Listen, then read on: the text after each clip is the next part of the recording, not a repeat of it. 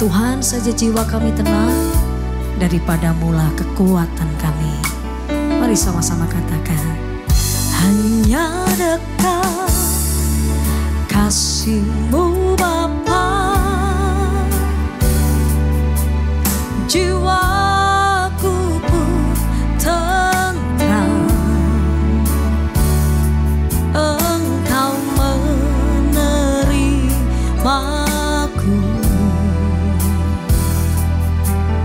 dengan sepenuhnya, walau dunia melihat rupa, namun Kau memandangku sampai ke jauh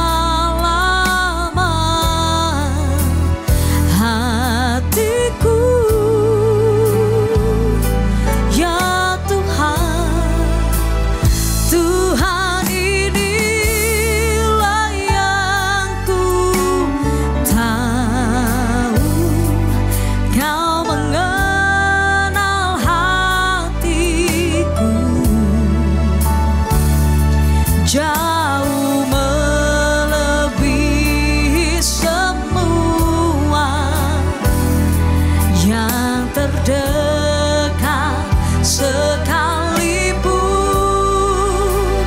Tuhan, inilah yang ku mau, Kau menjaga hatiku supaya kehidupan memancar senantiasa.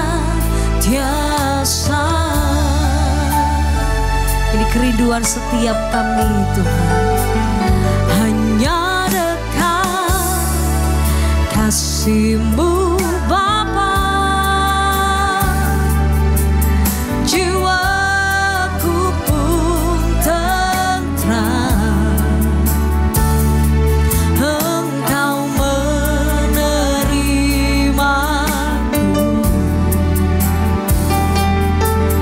dengan sepenuhnya, walau dunia melihat rupa, namun Kau memandangku. Terima kasih Tuhan, sampai ke dalam hati kami.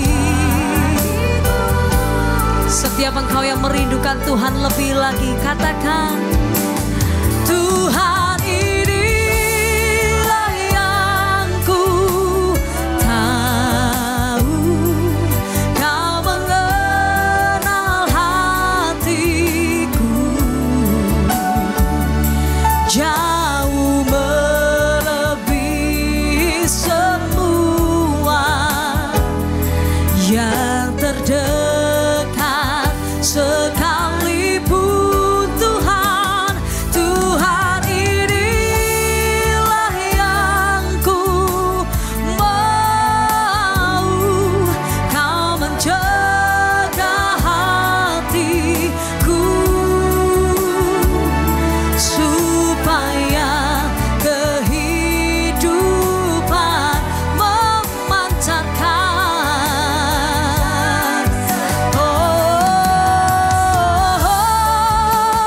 Tuhan, inilah yang ku tahu, Kau mengenal hatiku.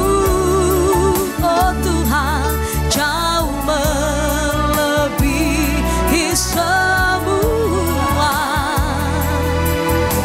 Tidak ada yang tersembunyi di hadapan-Mu. Kau kenal siapa kami, Tuhan. Tuhan, inilah yang ku mau, Kau menjaga hatiku. Amin. Supaya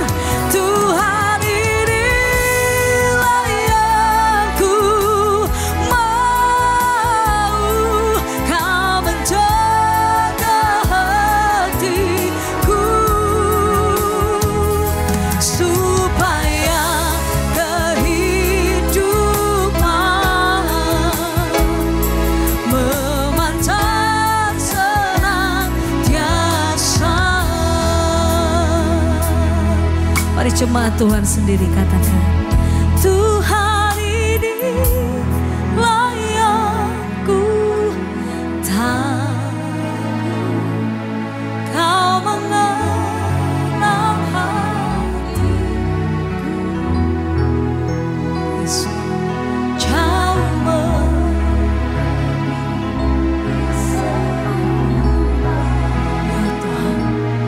yang terdekat sekali. Nyatakan kerinduanmu. Tuhan ini layakku, Kau menjaga hati, kami rindu supaya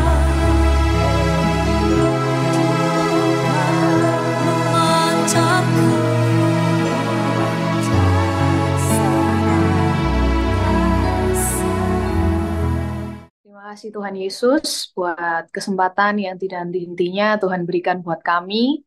Sehingga setiap hari meskipun kami mungkin ada rasa malas, mungkin kami nggak setia, tapi kami percaya dan kami bersyukur kalau Tuhan tetap setia.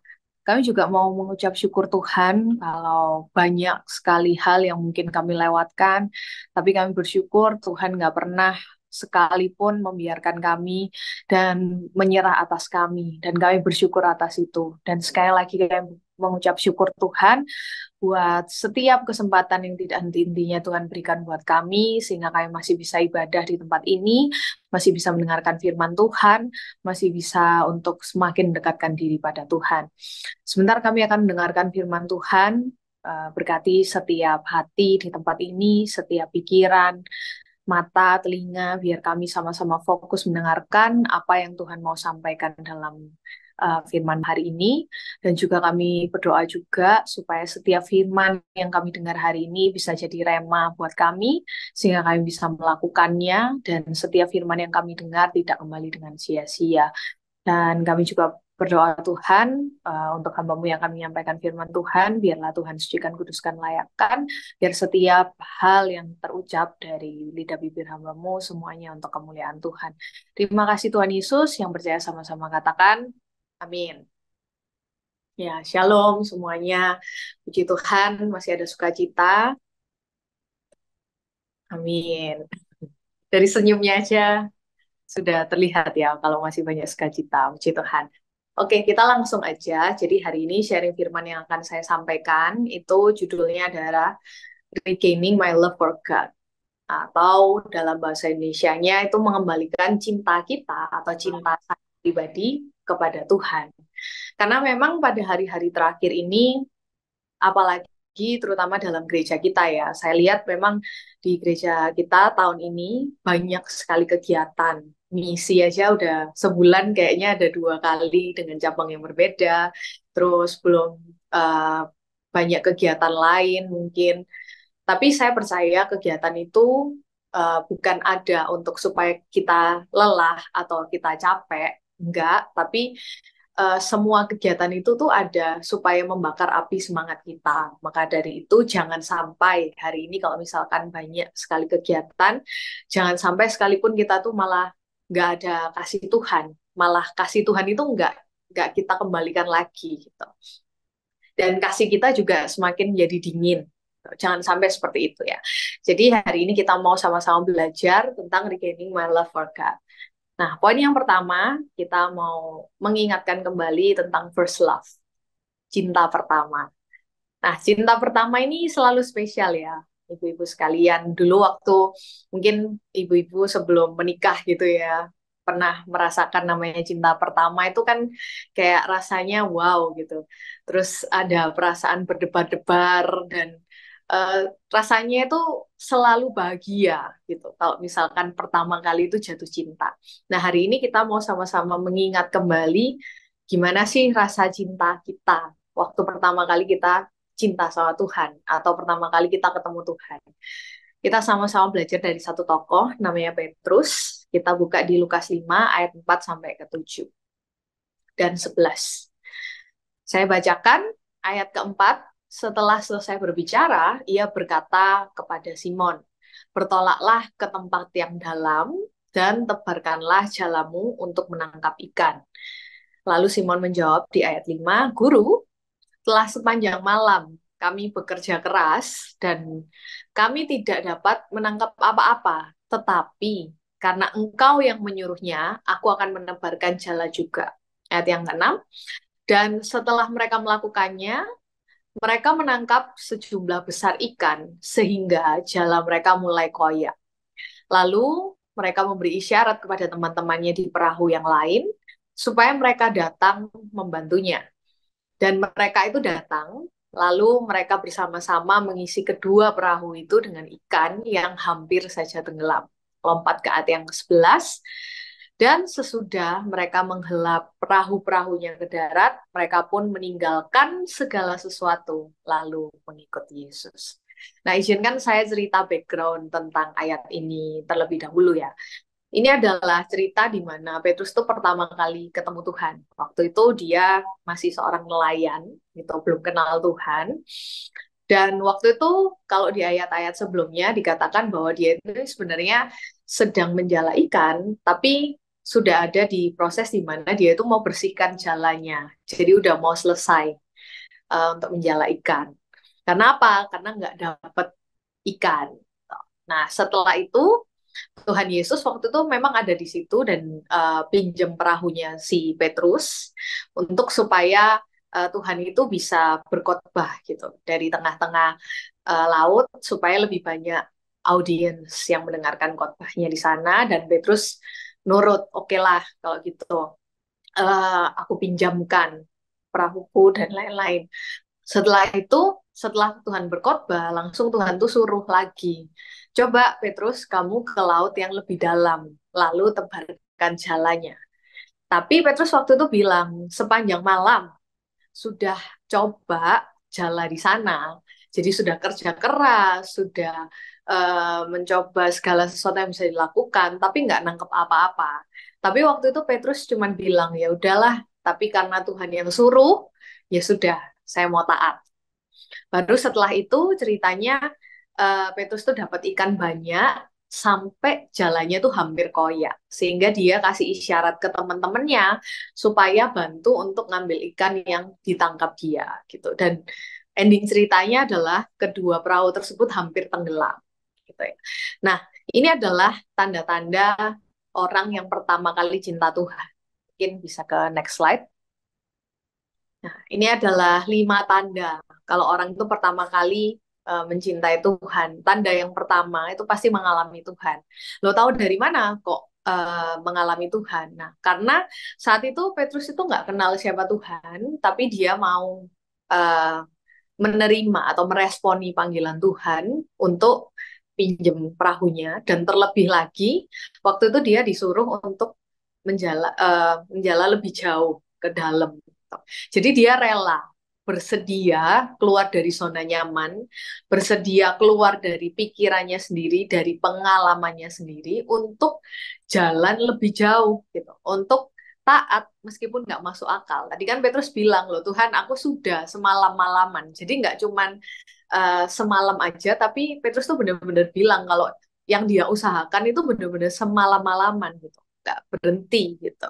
Tapi dia tetap mau melakukan, jadi dia tetap mau taat meskipun nggak masuk akal. Itu tanda orang pertama kali cinta Tuhan. Terus yang kedua, nah ini yang nggak bisa lepas yaitu berkat. Jadi orang yang pertama kali cinta Tuhan itu pasti mengharapkan berkatnya.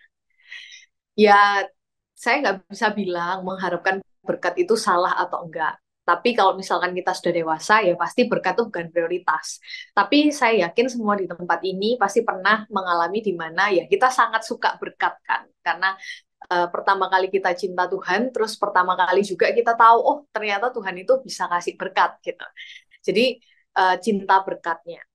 Lalu yang ketiga, ciri orang pertama kali cinta Tuhan atau punya rasa cinta sama Tuhan itu butuh partner.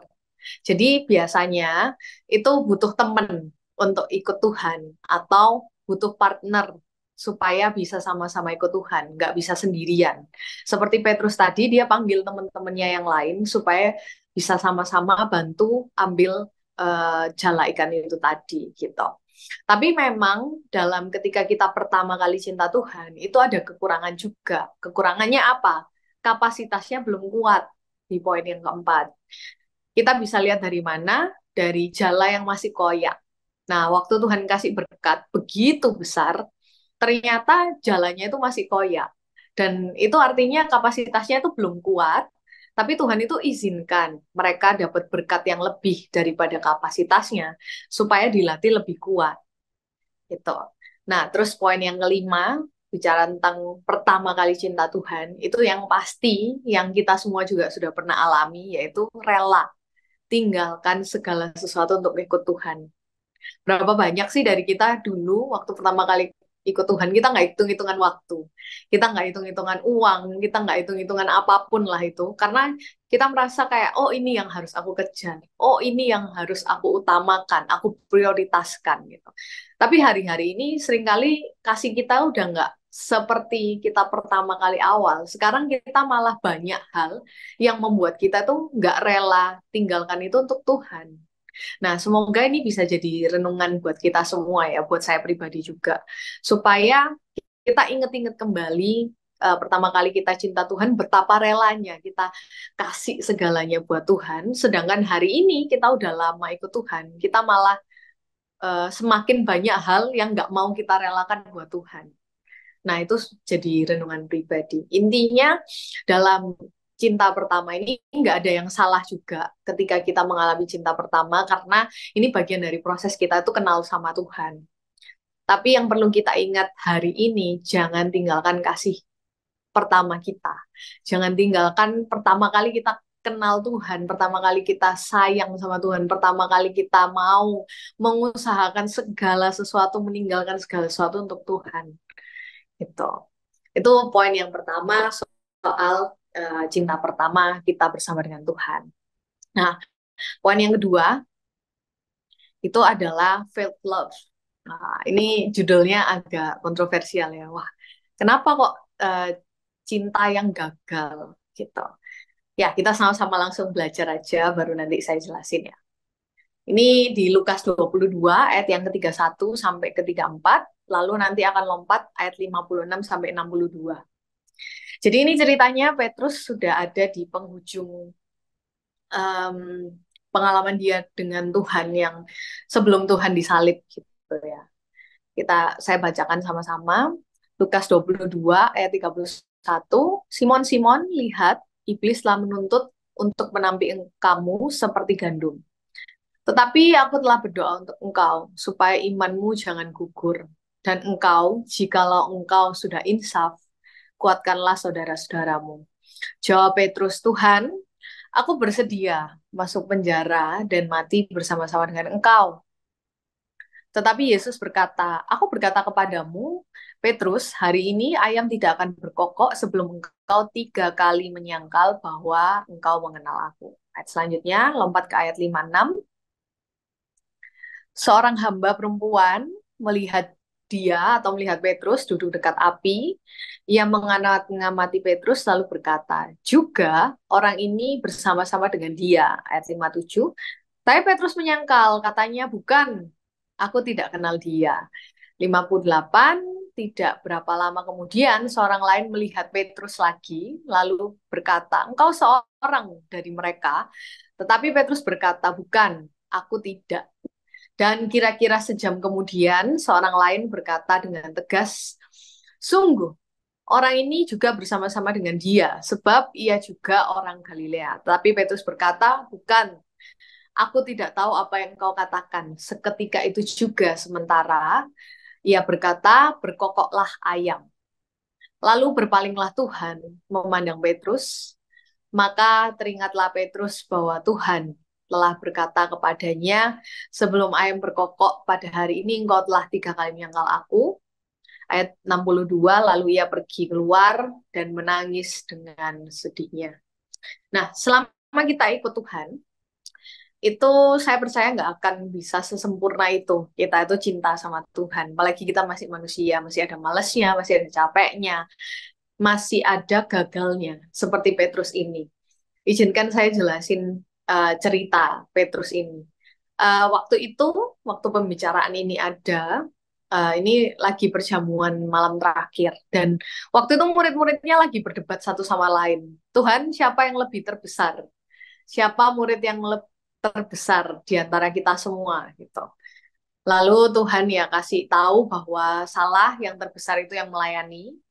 Lalu Petrus adalah orang pertama yang bilang bahwa enggak Tuhan, aku bakal ikut Tuhan sampai ke penjara dan lain-lain. Tapi waktu itu Tuhan juga bilang, masalahnya nanti imanmu pasti akan gugur.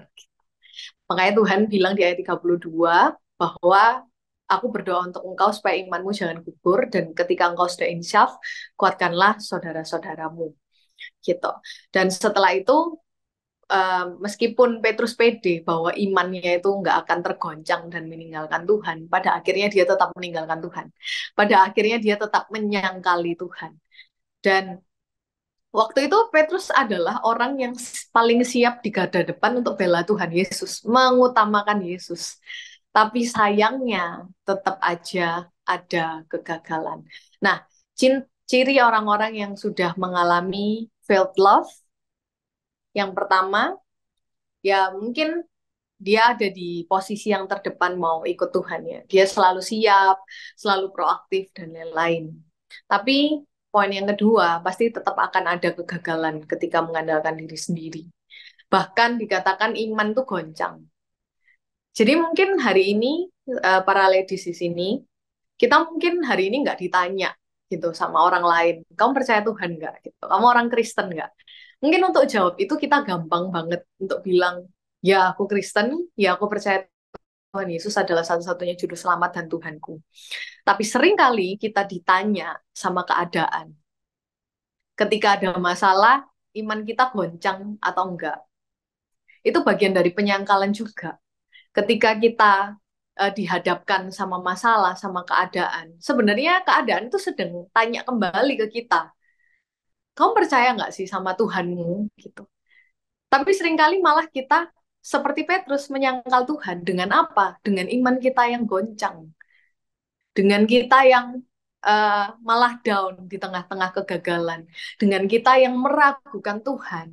Dengan kita yang terombang-ambing dengan pilihan untuk ikut percaya terus sama Tuhan atau nggak percaya lagi sama Tuhan. Itu sebenarnya kita sudah menyangkal Tuhan. Jadi hari ini mungkin kita ada di titik ini juga gitu. Karena nggak sesempurna itu kita bisa cinta sama Tuhan kembali. Dan sayangnya di poin keempat dan poin kelima, ketika kita udah ada di titik kita itu mengalami failed love atau cinta yang gagal, itu kita malah walk out. Walk out ini dalam artian apa? Down, sedih, terbawa perasaan, nggak mau terlibat lagi. Udahlah, nggak usah pilih-pilih aku. Udahlah, nggak usah uh, terlibat lebih jauh. Udahlah, nggak usah aktif. Itu sebenarnya kita sedang menyangkal Tuhan juga, para ladies sekalian. Karena yang tanya sama kita mungkin bukan orang lain gitu, tapi yang tanya sama kita tuh keadaan. Dan keadaan itu yang seringkali buat kita malah terombang-ambing. Dan kita pasti selama kita hidup, kita nggak akan pernah lepas dari yang namanya masalah. Jadi saya percaya ya, sampai hari ini pun 50 tahun ke depan pun, besok sekalipun, itu kita akan terus ditanya sama keadaan. Kita percaya nggak sih sama Tuhan? Gitu. Kita percaya nggak sama musim yang sudah Tuhan kasih gitu. Kita percaya nggak sama segala sesuatu yang sudah Tuhan percayakan sama ini gitu. Seperti Paulus yang waktu itu dia sempat ada duri dalam daging. Paulus bilang dia sudah berkali-kali doa sama Tuhan, tapi Tuhan nggak pernah ambil duri dalam daging itu dan pada akhirnya sampai Paulus mati pun masalah itu nggak selesai. Masalah itu nggak selesai. Tetap ada duri dalam daging itu dalam hidupnya Paulus gitu. Nah hari ini juga sama. Kita nggak bisa berharap masalah itu sudah selesai. Kita nggak bisa berharap di dunia ini tidak ada masalah. Oh tidak bisa. Kenapa? Karena masalah akan terus ada. Masalah akan terus membuat kita itu bertanya-tanya, Tuhan tuh ada nggak? Tuhan itu beserta kita nggak? Tuhan itu sayang sama kita nggak? Gitu. Tapi hari ini doanya Tuhan apa? Di ayat 32, Lukas 22 ayat 32, Tuhan tuh nggak bilang, Petrus, supaya imanmu pulih. Enggak. Tapi doanya Tuhan di ayat ke Lukas 22 ayat 32, Tuhan cuma bilang apa? Tetapi aku telah berdoa untuk engkau supaya imanmu jangan gugur. Supaya imanmu jangan gugur. Paling tidak kalau misalkan kita terlibat dalam masalah, masih pergumulan, ada tantangan, atau ada sesuatu yang kita doakan, paling tidak, jangan sampai iman kita itu gugur. Karena iman itu akan terus ada, tapi kalau iman sudah gugur, sudah nggak bisa selamat, sudah nggak bisa punya semangat juga untuk maju gitu. Dan doa selanjutnya Tuhan bilang apa? Jikalau engkau sudah insaf, kuatkanlah saudara-saudaramu. Kenapa Tuhan bilang ini? Karena Tuhan tahu suatu saat Petrus pasti down ketika dia tahu bahwa oh ternyata dia tidak bukan pengikut yang sesempurna itu ya, ternyata dia juga nggak nggak nggak lebih baik daripada Yudas yang jual Tuhan, ternyata dia juga menyangkal Tuhan gitu. Dan Tuhan tahu kalau suatu saat kita tuh pasti gagal. Tuhan tahu suatu saat kita pasti kehilangan iman. Tuhan tahu suatu saat kita bahkan udah nggak mau berharap lagi sama Tuhan. Tapi doa Tuhan apa? Imanmu jangan gugur, dan jikalau engkau sudah insaf, kuatkanlah saudara-saudaramu. Begitu. Jadi ketika kita dalam perjalanan ngikut Tuhan, mungkin kita pernah ngalami cinta pertama sama Tuhan. Tapi yang kedua, di tengah-tengah pasti ada kegagalan. Dan hari ini yang Tuhan mau ingatkan adalah, di tengah kegagalan pun, belajarlah cinta Tuhan. Di tengah keadaan yang down pun, belajarlah cinta Tuhan. Belajarlah tidak menyangkal Tuhan dengan mengundurkan diri. Belajarlah tidak menyangkal Tuhan dengan meragukan Tuhan. Belajarlah tidak menyangkal Tuhan dengan berhenti berdoa. Tapi hari ini sekalipun kita gagal ngikut Tuhan, sekalipun kita gagal cinta kembali sama Tuhan, sekalipun kita ada dalam kondisi yang tidak baik, belajarlah untuk tetap mengusahakan cinta sama Tuhan. Karena cinta itu melewati segala sesuatu. Belajarlah tetap cinta Tuhan di tengah masalah dan kegagalan. Nah, poin yang terakhir, faith, hope, and love. Bisa langsung buka ayat firman Tuhan ya.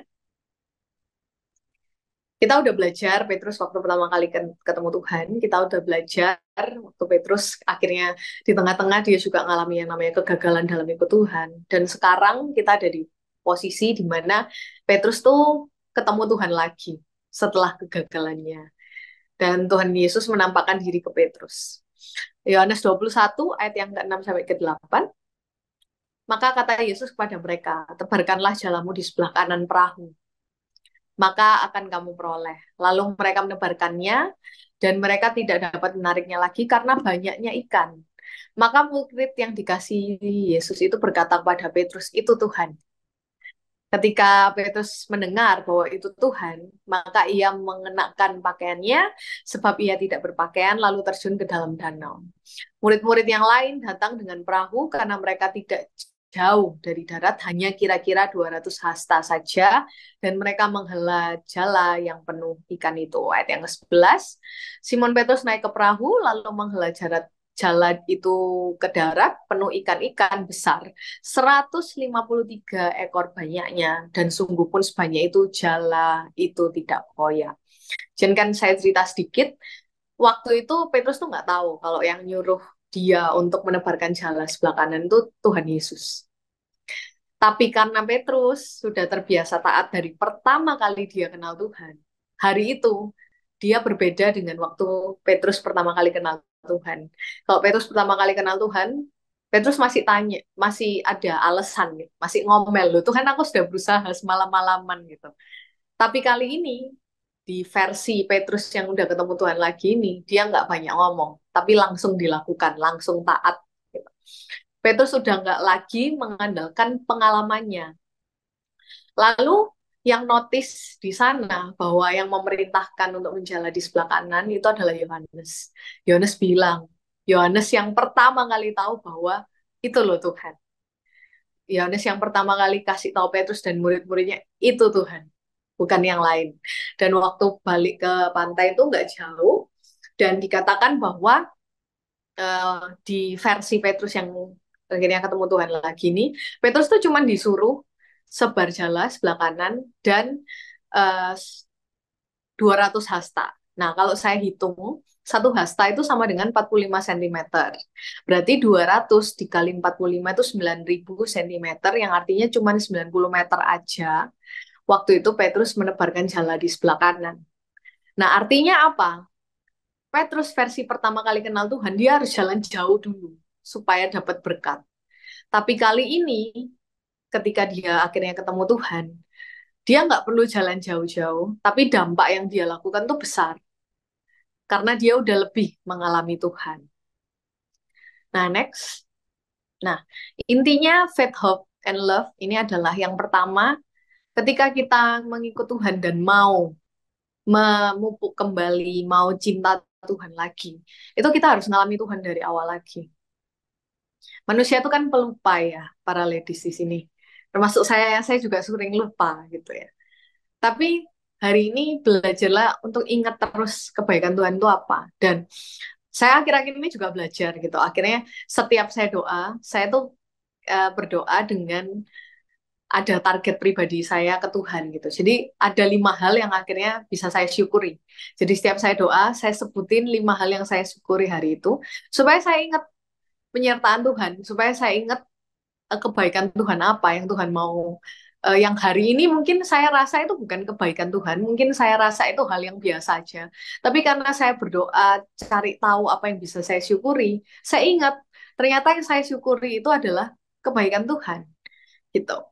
Terus yang kedua, ketika kita dalam perjalanan untuk mengembalikan kasih kita sama Tuhan, itu adalah dapat perintah atau visi yang lebih spesifik. Jadi sudah nggak sekedar tebarkan jala, tapi dikatakan bahwa tebarkan jala sebelah kanan. Berarti panggilan kita sudah lebih spesifik lagi, sesuatu hal yang harus kita lakukan lebih spesifik lagi dari sebelumnya. Terus yang ketiga yang tadi saya sebutin, 200 hasta itu nggak jauh, cuman 90 meter. Dan itu nggak terlalu dalam dibandingkan Petrus waktu pertama kali kenal Tuhan. Tapi di sini kita tahu apa? Bahwa ketika kita kembali lagi ke hatinya Tuhan, kita jalan lagi, kita ikut Tuhan lagi, kita kembalikan lagi cinta kita sama Tuhan, kita mampu lakukan hal yang kecil, tapi itu berdampak besar. Kayak gitu. Terus yang keempat, kapasitasnya itu lebih diperbesar dan lebih diperkuat. Seperti yang di ayat 11 tadi, bahwa sungguh pun ikannya itu sebanyak itu, jala itu nggak lagi koyak. Jala itu nggak lagi koyak. Dan hari itu, Petrus tuh nggak perlu lagi teman atau partner atau siapapun yang bantu dia ambil berkat seperti pertama kali. Tapi di momen ini, Petrus tuh butuh teman, butuh partner, butuh pasangan, butuh sahabat, butuh orang tua, butuh teman, butuh anak, butuh saudara yang mengingatkan bahwa itu Tuhan. Ingatkan itu Tuhan. Nah, hari ini kita juga sama. Kita mungkin waktu awal ikut Tuhan, kita perlu teman untuk ikut Tuhan. Tapi hari ini, justru teman-teman kita itu perlu kita yang selalu mengingatkan, oh, di sini loh ada Tuhan. Di gereja base ini loh ada Tuhan. Seperti Yohanes. Nah, Yohanes kenapa kok dia bisa tahu bahwa yang kasih perintah itu Tuhan? Karena Yohanes dikatakan apa? Yohanes tuh selalu merasa dikasihi Tuhan. Makanya di ayatnya, di Alkitabnya yang dia tulis sendiri, dia bilang bahwa oleh murid yang dikasihi Tuhan. Yohanes merasa selalu dikasihi Tuhan. Nah, orang yang selalu merasa dikasihi Tuhan itu akan selalu ingat akan Tuhan dan bantu orang sekitarnya untuk mengingat juga bahwa itu loh Tuhan. Di acara ini ada Tuhan. Di gereja ini ada Tuhan, di karakter Kristus ini ada Tuhan, di komsel ini ada Tuhan. Itu yang perlu terus, eh, yang perlu kita dapat dan perlu kita lakukan juga. Kita perlu komunitas yang selalu ngingetin, di sini loh ada Tuhan, di masalah ini ada Tuhan, di kegagalan ini ada Tuhan, di dalam setiap doa ini ada Tuhan. Tapi kita juga perlu menjadi orang yang selalu mengingatkan orang lain tentang di komunitas lain di sini loh ada Tuhan. Di Komsel ada Tuhan. Di ibadah minggu, ibadah day of fire, misi, apapun itu ada Tuhan. Itu perlu yang seperti itu. Next, ayat 15, sesudah sarapan, Yesus berkata kepada Simon Petrus, Simon, anak Yohanes, apakah engkau mengasihi aku lebih daripada mereka ini? Jadi ini pertanyaan Tuhan. Setelah, maksudnya Tuhan makan bareng sama mereka, Tuhan tanya balik sama Petrus, Simon, anak Yohanes, apakah engkau mengasihi aku lebih daripada mereka ini? Dan waktu itu Tuhan tanyanya adalah kasih agape atau kasih yang tanpa syarat. Terus Petrus jawab kepadanya, benar Tuhan, engkau tahu bahwa aku mengasihi engkau. Nah, tapi Petrus ini jawab phileo, yaitu kasih kepada teman. Nah, kasih kasih kepada teman itu seperti apa sih? Kasih yang ya sebutuhnya aja. Kalau misalkan butuh ya kita mengasihi, kalau enggak ya enggak gitu. Nah, tapi kata Yesus kepadanya, gembalakanlah domba-dombaku. Pertama. Terus yang kedua kali, Tuhan Yesus tanya lagi. Kata Yesus kepadanya, untuk kedua kalinya, Simon, anak Yohanes, apakah engkau mengasihi aku? Jawab Petrus kepadanya, benar Tuhan, engkau tahu bahwa aku mengasihi engkau. Kata Yesus kepadanya, gembalakanlah domba-dombaku. 17 yang terakhir, kata Yesus kepadanya untuk ketiga kalinya, Simon, anak Yohanes, apakah engkau mengasihi aku? Terus Petrus sejenak sedih hatinya, nggak bisa langsung jawab seperti sebelum-sebelumnya, dan hati Petrus sedih karena Tuhan Yesus tanya tiga kali, apakah engkau mengasihi aku? Dan Petrus jawab, Tuhan, engkau tahu segala sesuatu, engkau tahu bahwa aku mengasihi engkau. Terus Tuhan Yesus jawab lagi, gembalakanlah domba-dombaku. Tiga kali Tuhan tanya dengan kasih yang sama. Petrus, kamu mengasihi aku tanpa syarat atau enggak? Simpelnya seperti itu. Tapi dua kali Petrus jawab, aku mengasihi engkau secara fileo aja, Tuhan. Aku mengasihi engkau secara teman aja, Tuhan. Tapi di yang terakhir, Petrus bilang, Tuhan, engkau tahu segala sesuatu, ya, aku mengasihi engkau. Dan finally, di yang ketiga kali pertanyaan Tuhan, eh, Petrus jawab dengan sungguh-sungguh bahwa yes, dia mau mengasihi agape. Nah, eh, ayat terakhir, ayat selanjutnya, di Yohanes 14:15. Nah, rema ini saya dapat dalam sekali ya. Maksudnya dalam artian saya sering tanya gini sama teman-teman Yes dan anak-anak muda gitu. Kalian lebih pilih mencintai atau dicintai? Terus banyak yang jawab, oh mencintai gitu, oh dicintai gitu, macam-macam. Tapi saya tanya pertanyaan kedua, kira-kira hubungan itu jalan nggak kalau cuman satu doang yang mencintai atau satu doang yang dicintai? Mereka jawab enggak. Dan memang iya, enggak bakal. Jadi kalau misalkan cuman mencintai aja bertepuk sebelah tangan, dicintai aja juga bertepuk sebelah tangan. Berarti kalau mau hubungan itu jalan, berarti apa yang harus dilakukan?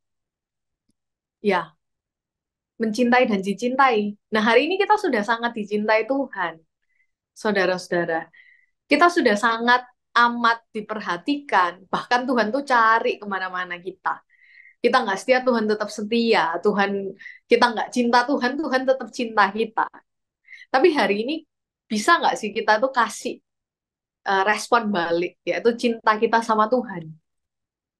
Dengan apa? Di Yohanes 14:15 ini. Kalau kamu mengasihi aku, kamu akan menuruti segala perintah. Cinta itu butuh dibuktikan. Buktinya apa? Dengan action. Actionnya apa? Taat sama Tuhan. Nah, apa hubungannya sama faith, hope, and love? Iman itu perlu untuk kita kembalikan cinta kita sama Tuhan. Kenapa? Karena kalau iman kita gugur, kayak katanya Tuhan, doanya Tuhan ke Petrus itu tadi, kita sudah nggak akan percaya Tuhan. Kalau misalkan iman kita gugur. Sedangkan kalau kita nggak percaya sama Tuhan, kita nggak ingat sama Tuhan, kita kecewa sama Tuhan, kita nggak mungkin bisa cinta balik sama Tuhan. Karena kita percaya dia aja enggak. Jadi perlu iman. Terus yang kedua, perlu harapan. Kenapa kok harapan? Karena kalau cuman punya iman saja tanpa harapan, itu juga nggak bisa. Karena iman sama pengharapan itu satu paket. kita harus berharap sama Tuhan. Karena Tuhan kan udah mengasihi kita, cinta kita. Berarti ketika kita percaya sama Dia, itu sebenarnya kita udah respon cinta balik sama Tuhan.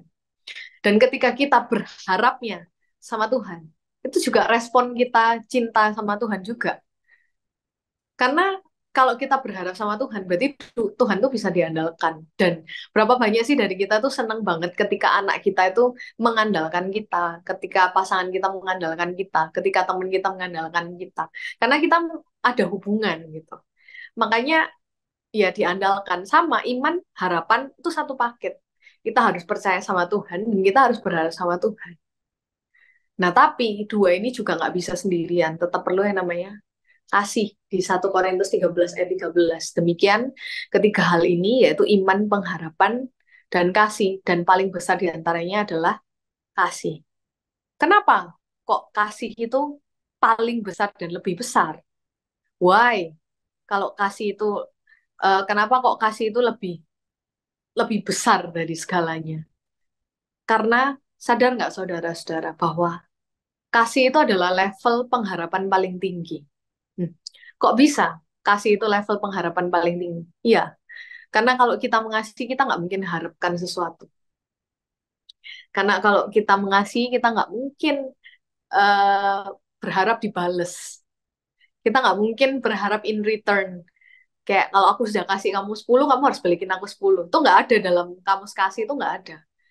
Kalau kasih, itu kalau misalkan kamu kasih aku 10, aku kasih kamu 20. Tanpa aku berharap, kamu balikin 10 lagi ke aku. Itu kasih. Jadi kasih itu adalah level pengharapan paling tinggi. Dan hari-hari ini, tiga hal ini mungkin kita semua sedang lupa.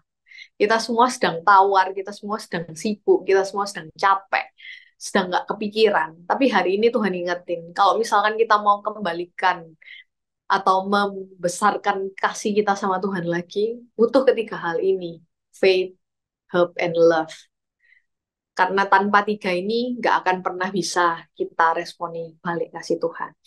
Nah, tadi sambil saya menyiapkan firman ini, ada satu ayat, Yesaya 40 ayat 31, dikatakan, tetapi orang-orang yang menanti-nantikan Tuhan mendapat kekuatan baru. Mereka seumpama Raja Wali yang naik terbang dengan kekuatan sayapnya. Mereka berlari dan tidak menjadi lesu. Mereka berjalan dan tidak menjadi lelah. Nah, apa artinya ayat ini? Kebanyakan dari kita tuh lelah, capek, em, nggak mau berjalan. Itu karena kita ini, yang kita nantikan tuh bukan Tuhan. Yang sedang kita nantikan itu jawaban doa. Yang sedang kita nantikan itu berkat. Yang sedang kita nantikan itu kesuksesan anak kita mungkin. Yang sedang kita nantikan itu mujizat. Yang sedang kita nantikan itu yang lain-lain. Tapi hari ini firman Tuhan ingatkan, yang harus kita nantikan itu adalah Tuhan, saudara-saudara. Kalau kita menantikan Tuhan, baru akan dapat kekuatan. Sedangkan kalau kita menantikan yang lain selain Tuhan, sudah pasti lemah, sudah pasti nggak kuat, sudah pasti lesu, sudah pasti capek. Kalau kita menantikan pujian orang, sampai kapan? Kalau kita menantikan eh, apresiasi dari orang, pasti mengecewakan. Kalau kita menantikan jawaban doa dari Tuhan, belum tentu langsung dijawab. Maka dari itu hari ini Tuhan ingatkan, kalau kita mau balikin kasih kita lagi sama Tuhan, ingat faith, hope, and love. Dan terakhir untuk mengikat tiga hal ini, faith, hope, and love, itu nantikan Tuhan. Karena hanya dengan menantikan Tuhan, kita nggak akan lelah. Karena dikatakan apa? Orang yang menantikan Tuhan itu dapat kekuatan baru. Berarti orang yang nggak menantikan Tuhan pasti capek, pasti nggak kuat, pasti mau nyerah, pasti gagal kayak Petrus. Makanya yang harus selalu kita nantikan tuh Tuhan. Nantikan Tuhan di ujung masalahmu, nantikan Tuhan di ujung proses hidupmu, nantikan Tuhan di ujung jawaban doamu yang sekarang belum dijawab. Nantikan Tuhan. Tuhan mau buat apa sih? Nantikan Tuhan. Nantikan rema dari Tuhan, nantikan kasih Tuhan, nantikan sukacita daripada Tuhan. Karena hanya dengan menanti-nantikan Tuhan, ada kekuatan yang baru. Dengan menanti-nantikan Tuhan, kita bisa terbang seperti Raja Wali dengan kekuatan sayap. Dengan menantikan Tuhan, kita lari pun nggak capek. Kita jalan pun nggak capek juga. Jadi hari ini, firman ini ada bukan untuk menunjukkan ke orang lain, oh ini buat si ini, buat si ini, buat si ini, enggak. Tapi hari ini firman Tuhan ada buat kita sendiri masing-masing. Kembalikan firman ini sama kita. Kalau kita masih cinta Tuhan pertama kali, nggak apa-apa, upgrade dewasa. Tapi kalau kita sudah di tengah-tengah cinta kita yang mungkin sudah gagal sama Tuhan, it's okay. Tuhan itu sayang itu sih sama kita. Sampai gagal pun, Tuhan tuh masih mau terima kita. Masih nggak nyerah sama kita. Dan yang terakhir, faith, hope, and love. Iman, pengharapan, dan kasih itu harus kita sama-sama pegang. Dengan dasar apa? Menantikan Tuhan. Nah, itu aja sharing firman dari saya. Hari ini kita tutup dengan dalam doa.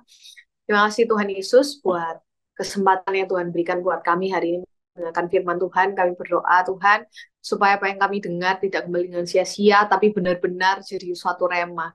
Menguatkan kami, menegur kami, membuat kami semakin fokus sama Tuhan, buat kami semakin percaya, punya iman kepada Tuhan, buat kami semakin yakin berharap sama Tuhan, buat kami semakin mengasihi Tuhan, dan terutama Tuhan, ajar kami terus setiap hari, Tuhan, terus setiap hari, supaya kami bisa menanti-nantikan Tuhan selalu, supaya kami bisa selalu menanti-nantikan Tuhan, karena kami percaya kalau apa yang kami nantikan, itu Tuhan. Kami bisa kuat lagi, kami bisa semangat lagi, kami bisa lari lagi bersama-sama dengan Tuhan.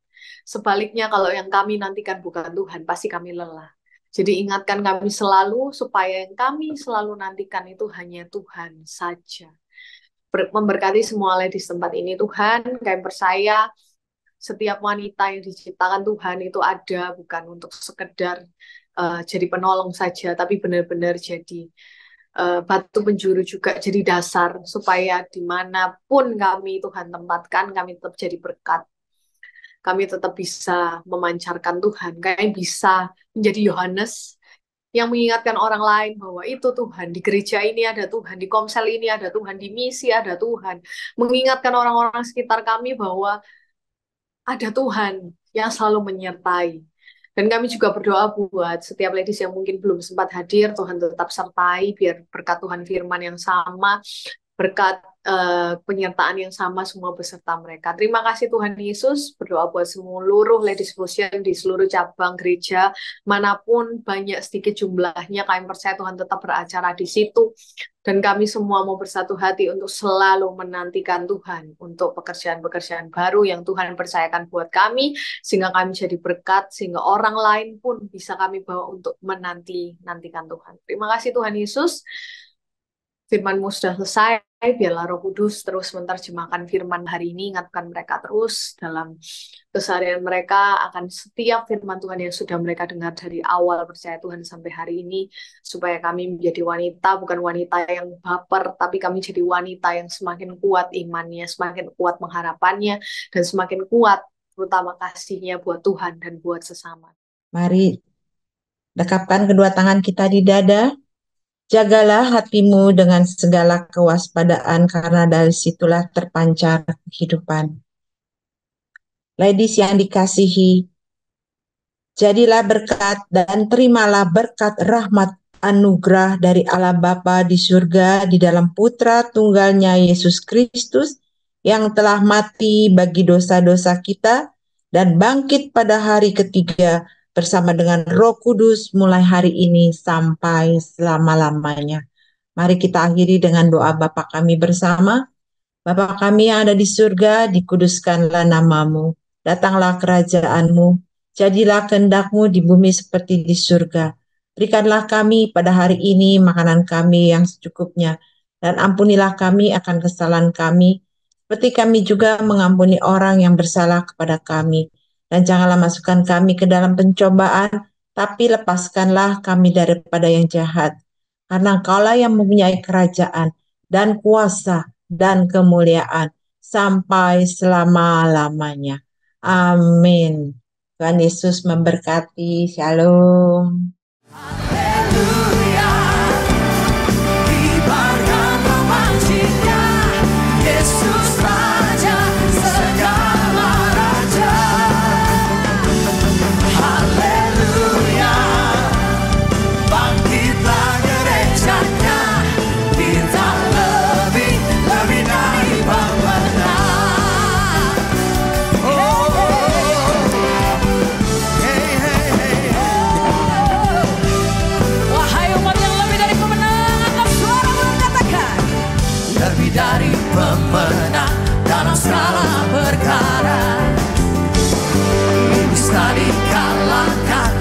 kuasa